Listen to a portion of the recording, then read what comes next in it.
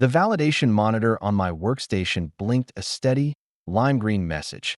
Asterisk simulation complete. Accuracy, 99.8%. Asterisk. I stared at it for a full 60 seconds, my hands frozen over the mechanical keyboard.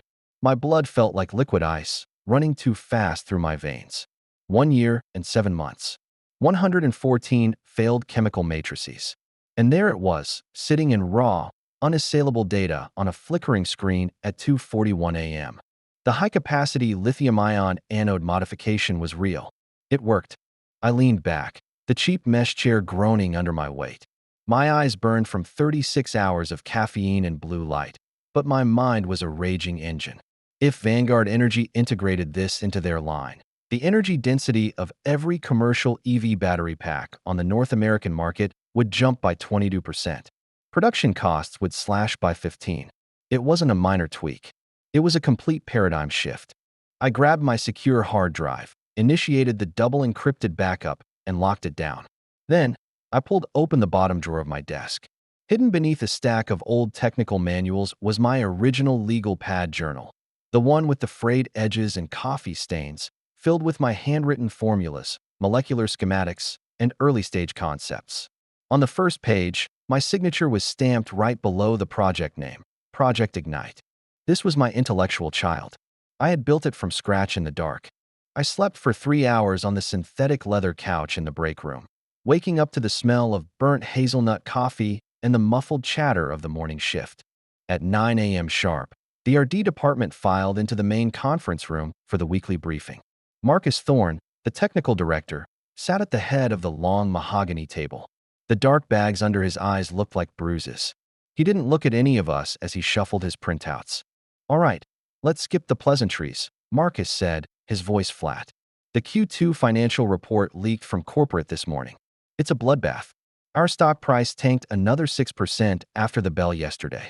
Corporate is looking at our burn rate, and they aren't happy." Arthur Vance put it down in writing. "If this lab doesn't deliver a commercially viable proprietary tech within the next quarter, they are shutting down the entire San Jose R&D hub." A heavy, suffocating silence dropped over the room. These guys weren't just engineers. They were fathers, husbands, people with 30-year mortgages in one of the most expensive zip codes in the country. Nobody breathed. "Alex," Marcus turned his gaze down the table, pinpointing me. "Where are we on the anode modification directory? You've been ghosting the team meetings for 2 weeks." I sat up straight, clearing the gravel from my throat.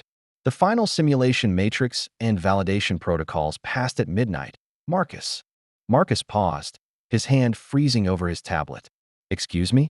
"The data is clean," I said, keeping my delivery level, though my fingers clenched hard under the table. "Preliminary modeling indicates a stable energy density increase of 21.8%. The raw material cost projection scales down by 14.7. Marcus slammed both hands onto the table, his chair screeching violently against the hardwood floor as he stood up. "Are you telling me the degradation issue is solved?" "Completely," I replied. "Good God," Marcus breathed, his pale face suddenly flushing with color. "Get your files." "No, don't even format a presentation. Bring your encrypted drive and come with me right now. We are going straight to Arthur's office." As Marcus practically hauled me out of the room, I could feel the heat of 20 pairs of eyes drilling into my back. There was shock, relief, and an immediate, sharp undercurrent of corporate jealousy. Marcus didn't stop talking the entire time we were in the elevator ascending to the executive suite. "You just saved our necks, Alex. Seriously, if Arthur buys into this, the lab stays open, everyone keeps their bonuses, and you, man, you're looking at a serious promotion. Arthur knows how to take care of his top guys." I didn't say anything. I just kept my hand inside my pocket, gripping the cold steel casing of my flash drive. Arthur Vance's corner office boasted a panoramic view of the Silicon Valley skyline, though the atmosphere inside was pure ice. Arthur was 58, built like an old-money linebacker, with silver hair and a tailored charcoal suit that cost more than my first car. He read through the 3-page summary data Marcus had furiously printed out, his face unreadable. Then, his hand holding the paper gave a slight, involuntary twitch. He took off his reading glasses and rubbed the bridge of his nose. When he looked up, his eyes were predatory. Alex, Arthur's voice was surprisingly soft, dropping the usual gruff authority. Is this modeling cross-referenced against the current industry standard baseline? 7 times, sir, I said. Different algorithmic variables each time. The math doesn't lie. Incredible, Arthur muttered. He stood up, walked around his massive glass desk, and brought a heavy hand down on my shoulder. You just turned the tide for Vanguard, son. We are fast-tracking this to a dedicated task force. You will head the technical execution as lead. Marcus will handle the resource allocation. I want a lab-scale prototype on my desk by the end of next month. I don't forget the people who build my empire, Alex. Remember that. Thank you, Mr. Vance, I said, feeling a genuine surge of pride. For the next 4 weeks, I lived on adrenaline and takeout. The task force was a well-oiled machine under my technical direction. I solved the scaling bugs, optimized the synthesis speed, and ran 72-hour stress tests. By week 4, the physical lab prototypes were outperforming the simulations. Arthur came down to the cleanroom himself, his eyes wide as he watched the automated testing rigs display the numbers. The corporate victory party was already being planned. I didn't care about the drinks or the networking. I just wanted my name on the patent filing. On a Thursday afternoon, I needed a set of the original budgetary authorization slips from the initial phase to clear an audit trail with accounting. I walked up to the executive suite to find Julian Cross, Arthur's executive secretary. Julian was 28, pristine, with a face built for luxury car commercials and an Ivy League demeanor that screamed nepotism. Everyone knew he was Victoria Vance's, Arthur's wife and the true financial iron fist of the company, distant nephew. He sat at his custom desk outside Arthur's double doors, talking on a sleek smartphone. Don't worry about it, Aunt Victoria, Julian was chuckling, his voice dripping with easy confidence. Everything is locked in. Arthur is ecstatic about the timeline. Yeah, I've got the documentation handled. The credit is going exactly where it needs to go. Right. Speak soon. He hung up when he noticed me standing by the glass partition. The smile stayed on his face, but it shifted into something hollow and corporate. Alex, what can I do for the man of the hour? I need the hard copies of the original Ignite project authorization forms from 16 months ago, I said. Accounting is holding up my chemical procurement orders until the legacy codes are verified. Julian's fingers danced across his keyboard. He squinted at his screen, then let out a soft, amused hum. That's odd. The internal system has those files archived under my directory, Alex. I'm listed as the initiating administrative head for the Ignite framework. Are you sure you're looking for the right project? The air in the room suddenly felt very thin. What do you mean your directory? I asked, my voice dropping. I wrote the proposal. I filed the initial paperwork with Marcus before you were even hired here. Julian stood up, smoothing the front of his custom-fit Brooks Brothers vest. He walked over to a heavy oak filing cabinet behind him and pulled out a thick, black binder. He laid it flat on the desk between us, flipping to the first section. 3 official Vanguard internal patent track authorization sheets lay under the plastic protectors. Under Project Initiator, the typed text read, Julian Cross, Office of the Chairman. Under Preliminary Technical Contributor, my name was handwritten in the margins, looking like an afterthought, added in a hasty script. But it was the last page that made my stomach drop into a bottomless pit. The core technological summary and invention disclosure, the document that legally defined who owned the spark of the idea, carried only one bold, sweeping signature at the bottom, Julian Cross. I stared at his signature. My chest felt like it was being compressed by a hydraulic press. I thought about Julian's phone call just seconds ago. Aunt Victoria. I thought about Arthur's heavy hand on my shoulder, promising he wouldn't forget my contribution. I thought about the whispers in the break room about Julian being groomed for an executive vice president track. They had built the trap before I even finished the work. Is there a problem, Alex? Julian asked. His tone was perfectly pleasant, but his eyes were completely dead. This is my work, Julian, I said, my voice dangerously calm. Every line of this summary is lifted verbatim from my personal lab notes. Julian leaned forward, resting his palms on the desk. Alex, let's be real for a second. We all work for Vanguard Energy. The company provides the platform, the funding, and the brand. Arthur and Victoria look at the big picture. They need this patent structured in a way that maximizes investor confidence for the upcoming Series D round. and an executive track name looks better on the primary filing than a line engineer.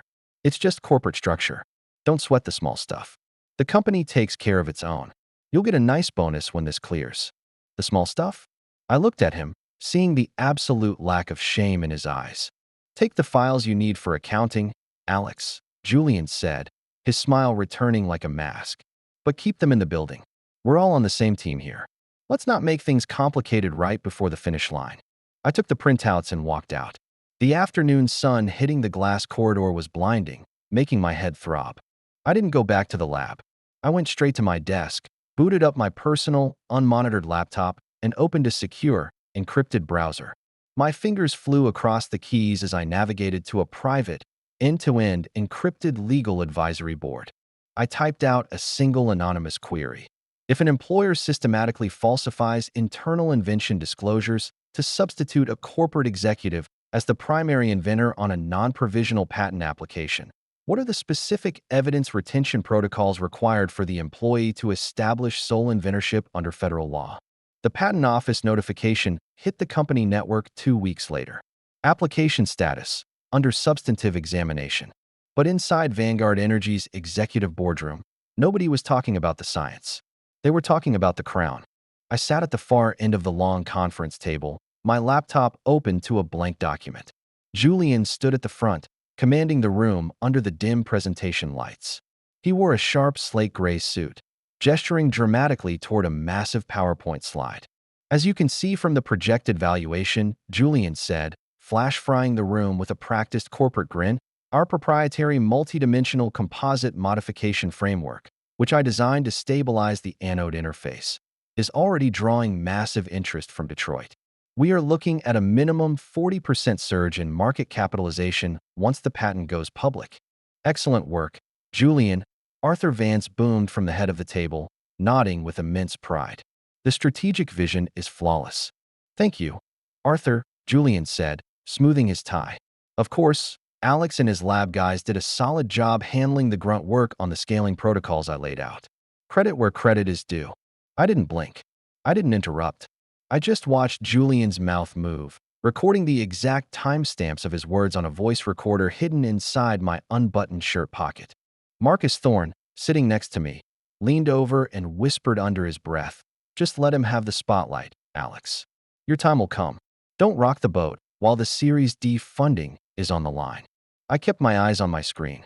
I'm not rocking anything, Marcus. The real knife came 3 days later. A corporate paralegal named Sarah knocked on my lab door, holding a thick stack of legal documents. Her eyes avoided mine.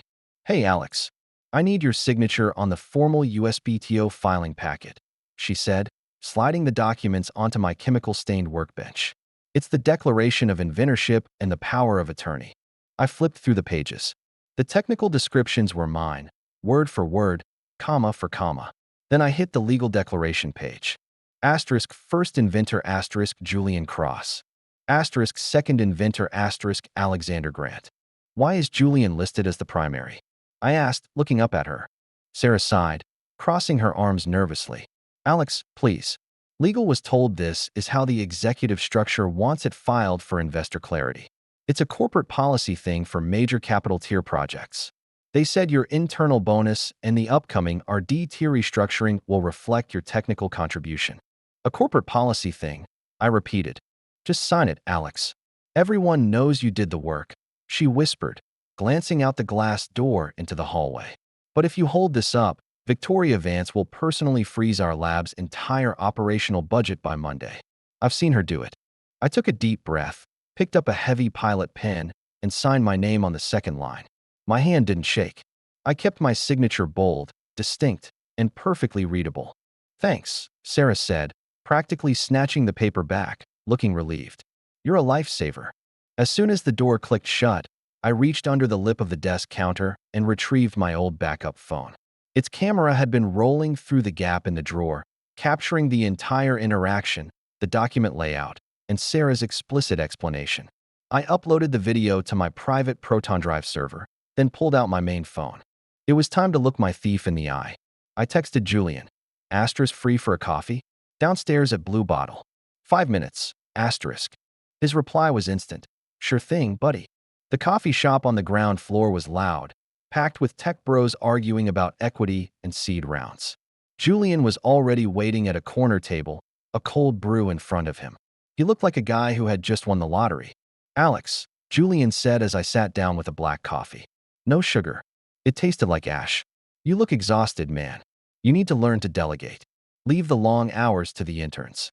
"Let's skip the small talk, Julian," I said, leaning over the small metal table. "The patent papers came to my desk today. You're listed as the first inventor." Julian took a slow sip of his cold brew, his smile fading into a bored, patronizing smirk. He leaned back in his chair. "We discussed this, Alex. It's about optics. Vanguard needs a certain narrative for Wall Street. I am the face of that narrative. You're a parasite, Julian. You don't even know what an anode degradation coefficient means without looking at my cheat sheets." Julian's eyes turned instantly hostile. The polished Ivy League mask dropped, revealing a cold, arrogant corporate predator. "Watch your mouth, Alex," he hissed, his voice dropping an octave. "Let me explain how the real world works to a guy who spends 40 hours a week in a white lab coat." He leaned in, his eyes locking onto mine. "Your parents are retired assembly line workers in Ohio, right? You've been renting a cramped 2-bedroom apartment in San Jose for 6 years. And what about Lily? You've been engaged for 3 years, but her family won't even let you set a wedding date because you can't afford a down payment on a house in the valley. Am I wrong?" My jaw clenched so hard a muscle twitched in my cheek. "Leave Lily out of this. I'm just giving you a reality check," Julian sneered, straight cutting through my pride. "You think you can fight Vanguard? Arthur and Aunt Victoria own this town. You try to contest this filing, and you'll be terminated for intellectual property theft before you can pack your desk. We will blacklist you from every tech hub from Seattle to Austin. You'll be lucky to get a job teaching high school chemistry in Idaho." He stood up, adjusting the cuffs of his jacket. "Be smart, Alex. Take the 50 grand bonus coming your way next month, buy your girl a ring, and keep your head down. You try to play hero, and you end up broke and unemployed. Think about it." He walked out, leaving his half-empty coffee on the table. I sat there for 5 minutes, listening to the ambient noise of the espresso machines. Then I reached into my pocket, opened my phone, and stopped the recording. File saved, blue bottle confrontation. An hour later, I was driving through the rain toward downtown San Jose. I pulled up to a dimly lit, old-school bar called the Old Manhattan. It was the kind of place where real estate lawyers and corporate fixers went to disappear. Harvey Fletcher was already sitting in a leather booth at the back, a glass of neat bourbon in his hand. Harvey was my roommate at Stanford, brilliant, cynical, and currently a senior partner at one of the top intellectual property defense firms on the West Coast. "You look like shit, Alex," Harvey said, pushing a second glass of bourbon toward me. "I just got threatened by a 28-year-old trust fund baby who stole my life's work," I said, sliding into the booth and downing the shot in one go. Harvey's expression went dead serious. "Show me what you've got." I laid out my laptop, my handwritten engineering journal, the timestamps of the internal communications, and played the audio from the coffee shop. Harvey listened, his face hardening with every second of Julian's recorded voice. "Jesus Christ," Harvey muttered, spinning his empty glass. "This isn't just corporate overreach. This is a coordinated, systemic theft of a primary asset. Julian's threat is textbook coercion. The problem is, under current federal law, if you sue Vanguard inside the company framework, they will drown you in litigation for 5 years. They have a retainer army. You'll run out of money in 6 months. So I lose?" I looked at him, the heat rising in my chest. "No," Harvey said, a dark, dangerous smile spreading across his face. "It means we don't play by their rules. We don't try to fix the system from the inside. We pull the rug right out from under their feet." "How?" "A patent is just a piece of paper until it's commercialized," Harvey said, leaning in close. "Vanguard thinks they own your brain, but they only own what you gave them. Tell me, Alex, is the Ignite protocol the only way to solve the anode degradation problem?" I stared at him, the bourbon suddenly burning hot in my stomach as a massive, beautiful realization clicked into place. "No," I whispered. "It isn't." "Explain that to me," Harvey said, his eyes narrowing as he set his glass down. "What do you mean it isn't the only way?" "When I was running the initial chemical matrix variations 9 months ago, I hit a fork in the road," I said, my voice dropping to a whisper. "The Ignite framework, The one Julian just stole relies on a silicon-carbon composite baseline. It's highly effective, but it's volatile during rapid charging cycles. I had to build a complex stabilization algorithm just to keep it from degrading. And the other way? The alternate path, I said, a cold smile touching my lips. I experimented with a localized graphene nanotube coating interface. It bypasses the silicon degradation entirely. It doesn't just patch the problem, it eliminates it. The energy density is actually 3% higher than Ignite, and the manufacturing throughput is 20% cheaper. Harvey leaned across the table, his corporate lawyer instincts instantly locking on. Did you log this alternative path in the Vanguard system? No. Julian was breathing down my neck to deliver the silicon data, calling it unmature and a waste of R&D resources when I briefly mentioned the concept in an early Scrum meeting. He ordered me to delete the exploratory directory. So, I took it off the grid. I worked on it at night, in my apartment, using my personal cloud server and a desktop simulation rig I bought with my own money. Vanguard doesn't have a single byte of data on it. Harvey let out a low, whistling breath. Alex, that is your leverage. Under your employment contract, anything developed entirely outside company hours, utilizing zero company resources, and specifically rejected by management as outside the project scope, can be argued as personal intellectual property, especially if we get a third-party legal opinion validating the timeline. Can we sell it? To the right buyer? It's a nuclear warhead, Harvey said, his eyes gleaming. Vanguard's biggest competitor is Nexus Technologies. They've been losing the EV supply race to Arthur Vance for the last 2 years, and their board is desperate for a breakthrough. If they find out they can buy a clean, unencumbered technology that completely bypasses and outperforms Vanguard's new patent, they will drop an ungodly amount of cash to secure it. Give me a meeting, I said, but it has to be completely dark. No paper trails until the trap is set. Leave that to me. One of my old Stanford mentors is the senior VP of legal at Nexus. I can set up a blind technical review, Harvey said, tapping his knuckles on the table.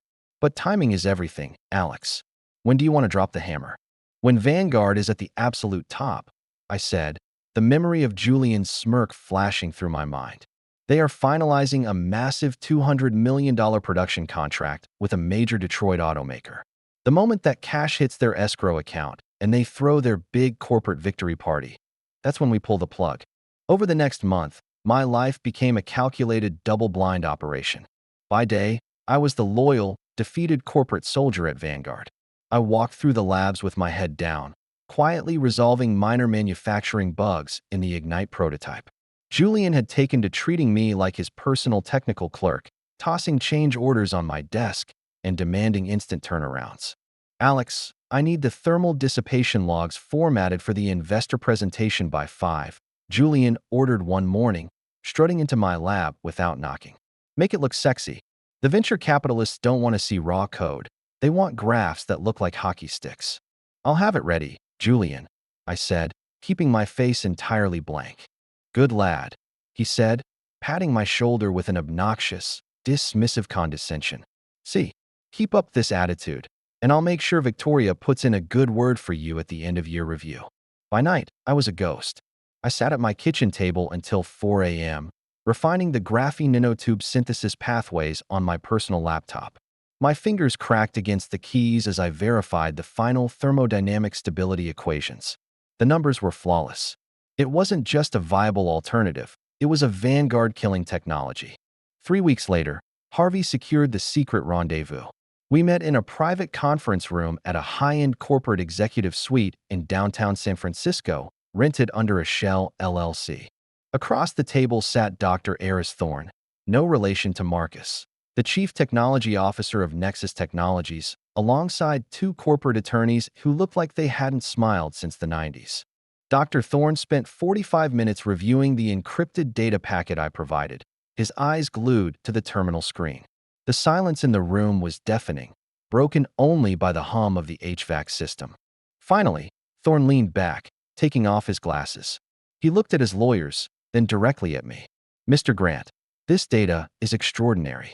It completely circumvents the silicon expansion patents Vanguard just filed. If this scales to pilot production the way your simulations indicate, it renders their entire Ignite framework obsolete before it even hits the market. It scales, I said flatly. I've already verified the precursor synthesis pathways in small batch thermal runs. The lead Nexus attorney leaned forward. We need absolute legal ironclad guarantees, Mr. Grant. Our compliance team will require a full, independent audit of your personal devices to ensure no Vanguard resources, networks, or proprietary facilities were utilized in the creation of this technology.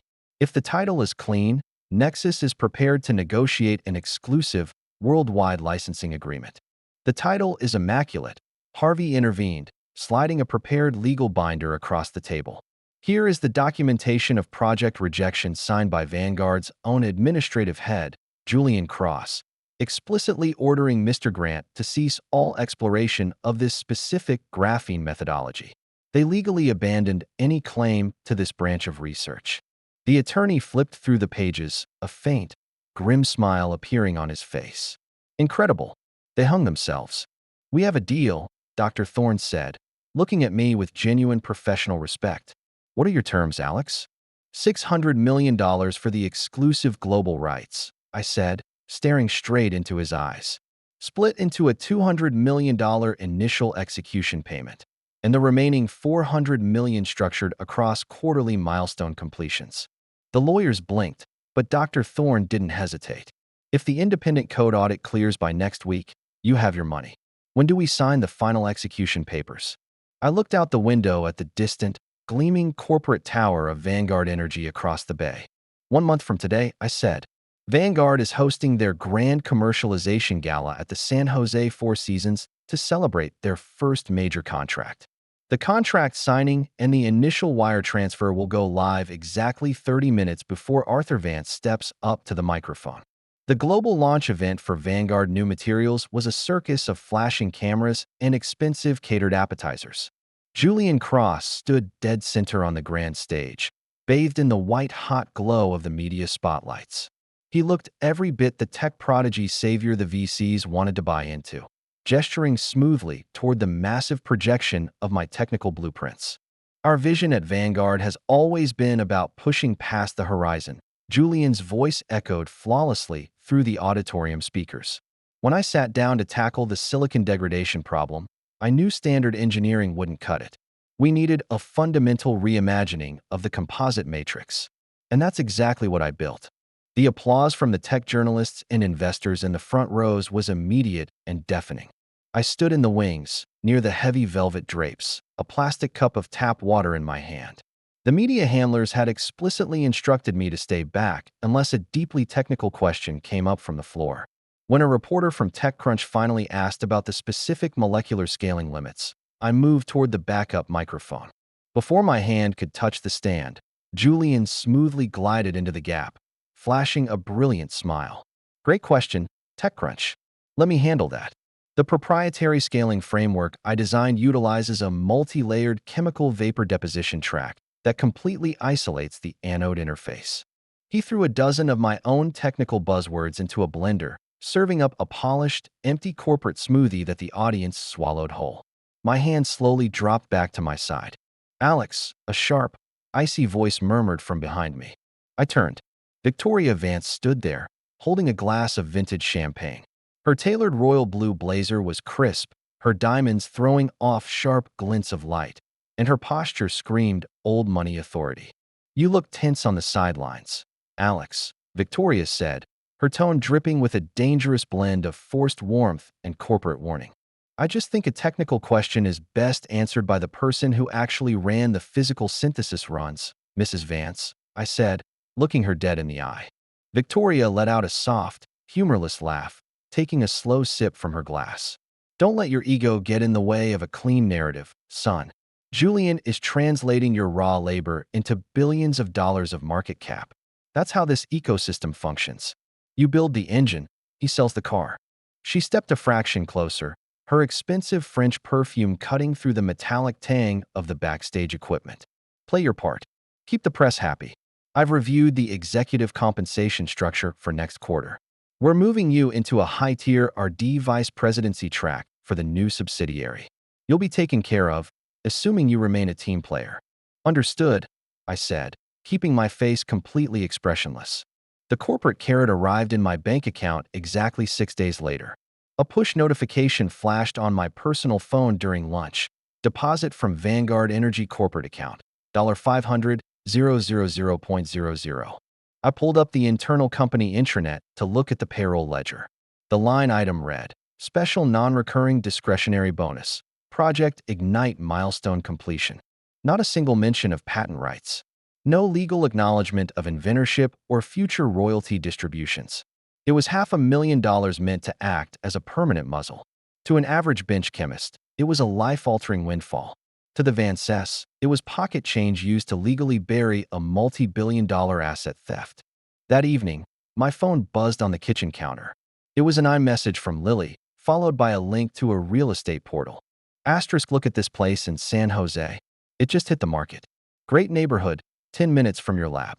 With that milestone bonus you mentioned, we can actually put down a competitive 20% cash offer and finally get the ball rolling on the wedding venue. Let me know if you can see it this Saturday. Red Heart asterisk. I stared at the screen, my chest tightening with an overwhelming mix of love and cold fury. Lily had stood by me through 3 years of 80-hour work weeks, cold takeout dinners, and my endless obsession with battery chemistry. She thought the nightmare was finally over. She thought the system had actually rewarded my hard work. I didn't reply to the text. Instead, I opened my secure encrypted email client and pulled up the final, red-line draft of the technology transfer contract from Nexus Technologies. The signature block at the bottom was entirely clean, waiting for my digital encryption key. The execution clause was explicitly tied to a timestamp.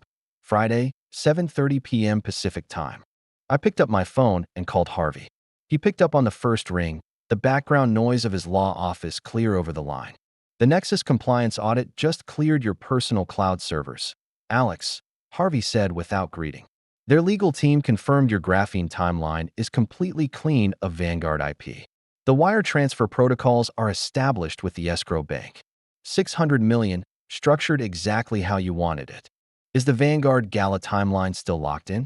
I asked, leaning my head against the cool glass of my kitchen window. Arthur Vance's assistants just sent out the finalized itinerary to the media. Harvey chuckled, a predatory edge to his voice. The grand dinner starts at 7 at the Four Seasons. Arthur takes the stage for the official $230 million supply contract announcement at exactly 8 o'clock. The entire Silicon Valley board class will be in that room. Perfect, I said, my eyes tracing the distant headlights crawling along the highway. Tell Nexus we execute the contract and trigger the wire at 7:30 sharp. Let's give Arthur and Julian exactly 30 minutes to feel like kings. The grand ballroom of the San Jose Four Seasons was suffocatingly bright, packed with 600 people in tuxedos and evening gowns. Giant LED screens behind the main stage looped the Vanguard New Materials promotional video on a continuous cycle, featuring Julian's face blown up to 30 feet high. Arthur Vance stood near the front stage, holding a glass of scotch, his face flushed red with triumph as a crowd of tech investors swarmed him with handshakes. This is the turning point. Arthur's voice boomed over the ambient chatter of the room. Vanguard isn't just surviving the EV transition. We are dictating its parameters. Tonight is a victory for the bold. Julian stood a few feet away, practically vibrating with arrogance. His custom-tailored tuxedo was immaculate, and he was busy flashing his perfect teeth at a reporter from the Wall Street Journal. I arrived late, wearing the only decent charcoal suit I owned. Nobody noticed me slip through the heavy double doors.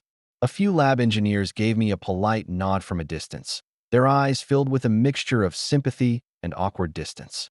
They knew who built the engine, and they knew who was taking the ride. I ignored them, walked over to the sidebar, and ordered a club soda.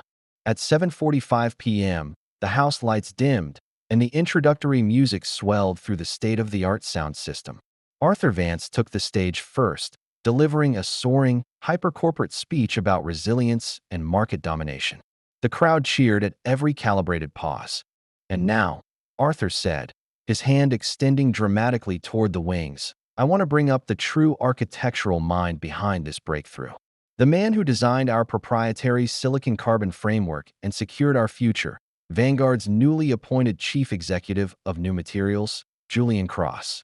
The room erupted into a standing ovation. Julian walked onto the stage, waving smoothly, before launching into a highly polished presentation.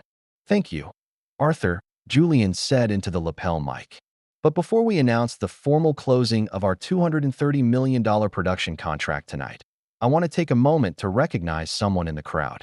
Our technical director, Alex Grant. Alex handled the lab execution of my protocols, and Vanguard believes in honoring its team." A sharp spotlight suddenly tracked across the room, pinning me against the side wall in a blinding, white-hot circle. The applause that followed was polite, superficial, and hurried. Julian smirked from the stage, letting the light bake me for a few agonizing seconds. Victoria Vance stepped up to the stage next, carrying a sleek, silver corporate envelope. She glided down the stairs, walking straight toward my spotlighted position with an elegant, razor-sharp smile. "Alex," Victoria said softly, her voice carrying through the proximity mics as she handed me the envelope. "A token of the company's gratitude. Keep up the phenomenal work." I cracked the seal of the envelope. It was a secondary bonus check for $200,000, accompanied by a glossy printed card thanking me for my loyal service to the Ignite framework. Combined with the previous $50,000, they had officially priced my silence at $700,000, a microscopic fraction of a multi-billion-dollar market. Julian, speaking over the main microphone from the stage, didn't miss a beat. "We look forward to Alex delivering our second and third generations of optimized patent blueprints in the coming months. The future is bright." The spotlight cut out, and the crowd turned back toward the stage as the ceremonial champagne tower began to fill. 10 minutes later, during the casual networking block before the formal contract signing, Victoria and Julian walked over to my corner, glasses in hand. Victoria's expression was triumphant, dripping with the quiet satisfaction of absolute control. "You handled the spotlight well, Alex," Victoria said, swirling her champagne. "The board likes a humble engineer. It makes the company look grounded." "Thank you, Mrs. Vance," I said, setting my club soda down. "Now, let's look ahead," she said, her voice dropping into a direct, non-negotiable command. "I want you in my office at 9 o'clock tomorrow morning. We need the secondary optimization blueprints for the Detroit client. We need them immediately." Julian leaned in from behind her, his eyes mocking me, a vicious little victory smile playing on his lips. "Yeah, Alex. Let's hit the ground running. Don't let the celebration make you lazy." The ambient noise of the ballroom seemed to fade into a dull hum. I looked at Victoria's perfectly made-up face, then at Julian's smug, unearned confidence. My hand went into my pocket, touching my phone. A single text from Harvey was sitting on the screen. Asterisk wire confirmed. $600 million in escrow. Nexus has went public with the press release. Execute. Asterisk. A slow, cold grin started at the corners of my mouth. It wasn't a smile of anger. It was the quiet satisfaction of a trap snapping shut. I let out a sharp, genuine laugh that cut straight through their corporate gravity. Victoria's eyebrows knitted together, her glass freezing midair. "Is something amusing to you, Alex?" "The second patent blueprints, Victoria?" I asked, my voice completely level, but loud enough to cause the nearby venture capitalists to turn around. I picked up my glass, swirled the ice, and stared directly into Julian's rapidly fading smile. "I already sold the second technology pathway to your primary market competitor, Nexus Technologies, exactly 30 minutes ago," I said, each word dropping like a lead weight into the sudden silence of our circle. Julian's face went entirely pale, his glass slipping slightly in his hand. "What the hell are you talking about?" "The graphene nanotube interface," I said, stepping closer, my voice carrying a terrifyingly calm authority.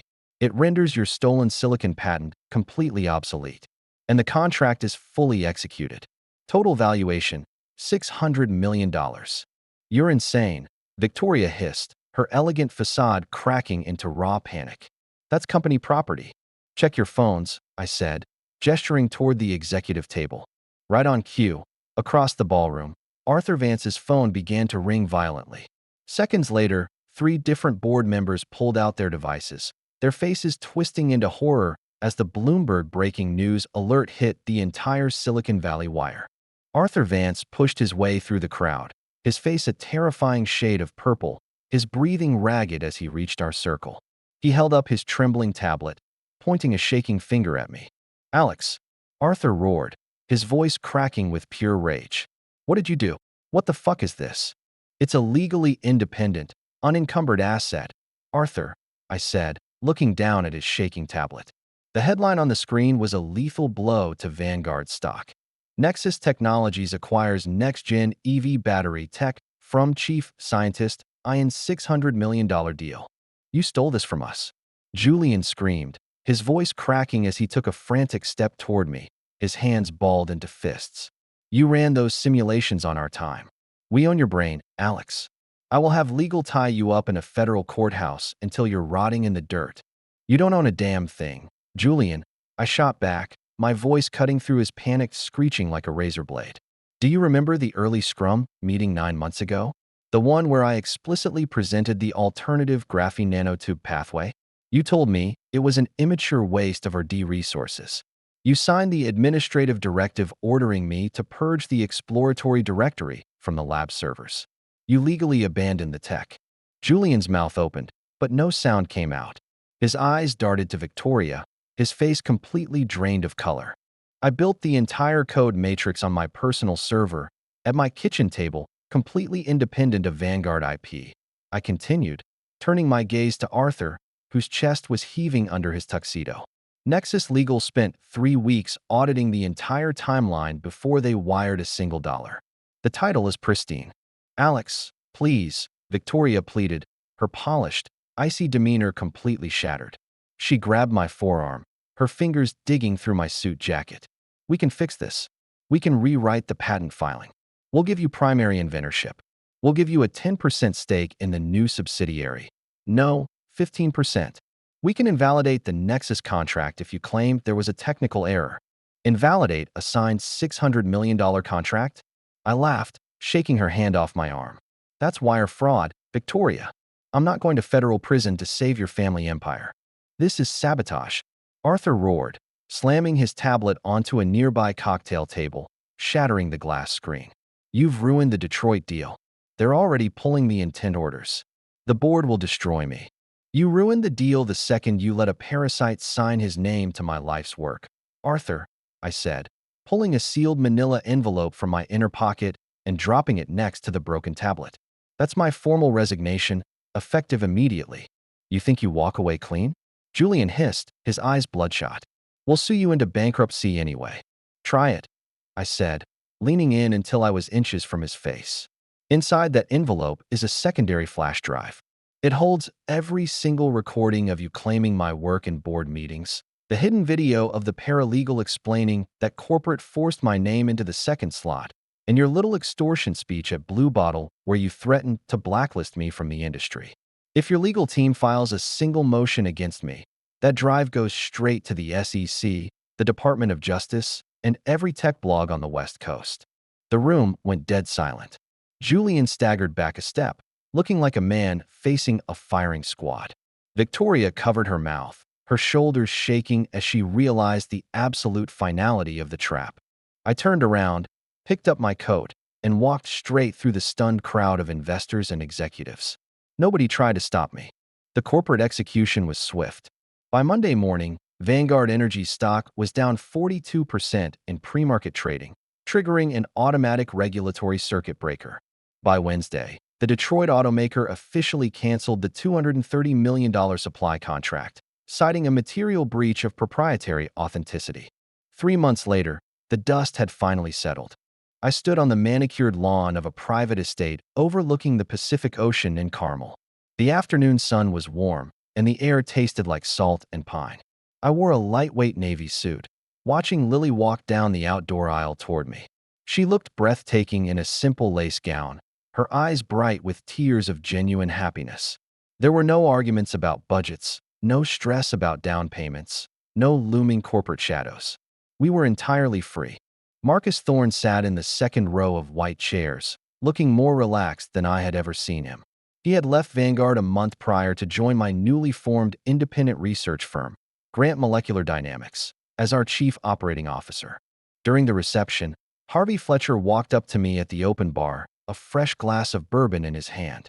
He tapped his phone screen and slid it across the marble counter.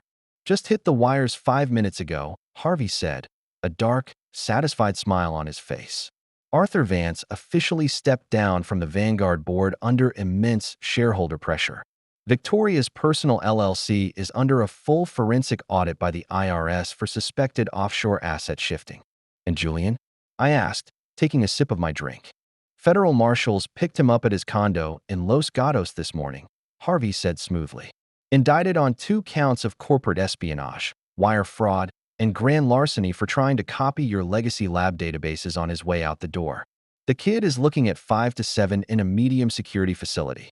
I looked across the lawn at Lily, who was laughing with my parents near the ocean overlook. The memory of the Four Seasons ballroom, the blinding spotlights, and the decades of exhausting, unrewarded labor felt like a lifetime ago. You think it was too harsh, Alex? Harvey asked quietly, watching my expression. Not for a second, I said, putting my phone away. They used the corporate playbook to steal my life's work and expected me to thank them for the crumbs. I just used the actual law to take back what was mine. I walked away from the bar, leaving the corporate warfare behind in the shadows, and took my wife's hand under the open California sky. The real work was finally about to begin.